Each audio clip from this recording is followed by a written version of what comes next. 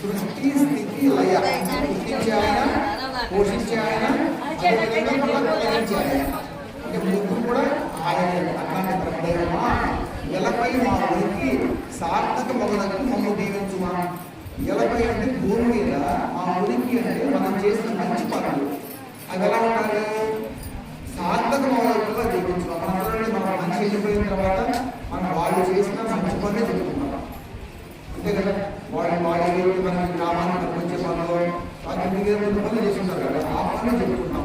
అట్లాంటి పనులు చేస్తూ సార్థక మొదలుగా ఉండాలి అంటే అది కూడా మనం జీవించాలి. ఎవరు జీవించాలి? భగవంతుడు మనల్ని జీవించాలి. ఎలా జీవించాలి?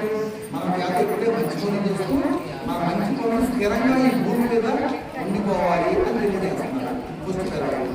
రెండో పేరు ఏంటంటే పరమ దయాళుడైన దైవమా, అంటే దైవానికి మంచి క్వాలిటీ. ఎలాంటి క్వాలిటీ?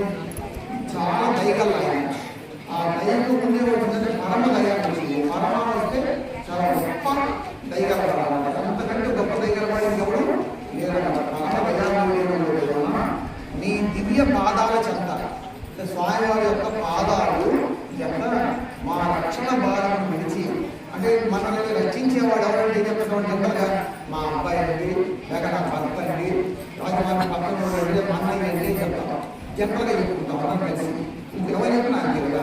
కానీ మన మైండ్ ఏముండాలి? మన రక్షణ భారాన్ని ఆయన వీళ్ళ ద్వారా చేయిస్తున్నాడు. ఎవరి ద్వారా? భగవంతుని చేయిస్తున్నాడు. ఎవరి ద్వారా? నీ యొక్క భర్త ద్వారానో, బిడ్డ ద్వారానో, అంతేకాని మనం దేవుడు వాళ్ళు చేస్తున్నాం, వాళ్ళు చేస్తున్నారు నామకు అడ్డకూడదు. ఎవరు చేస్తున్నారు? భగవంతుడు మనం చేస్తున్నారు. భగవంతుడు చేస్తున్నాడు. ఎలా ఉండాలి? నిశ్చంతగా, ఇదేమన్నా కాన్ఫిడెన్స్గా ఉండాలి. అంటే మనం కొనకుండా మా అబ్బాయి ఉన్నాడండి, నన్ను జాగ్రత్తగా తీసుకుంటాడండి ఎలా అంటారో అట్లాగే నన్ను రక్షించుకోవడానికి మా స్వామి ఉన్నాడు, ఆయన నన్ను ఎప్పుడు రక్షిస్తాడు అని నిశ్చంతగా ఉండి నిన్ను ఆశ్రయించేది స్థిర వివేకం.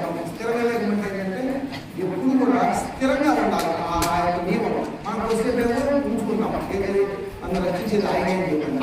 మనం కొంచెంసేపు కష్టం వచ్చేసి ఏం చేస్తామంటే అయ్యో ఆయన రక్షించేది పట్టించుకోవట్లేదు చెప్తాం అన్నమాట. కానీ అట్లా లేకుండా ఎప్పుడు నన్ను ఆయనే రక్షిస్తాడు అనే భావంతో మనం జీవించాలి. స్థిర వివేకం ఉండాలి.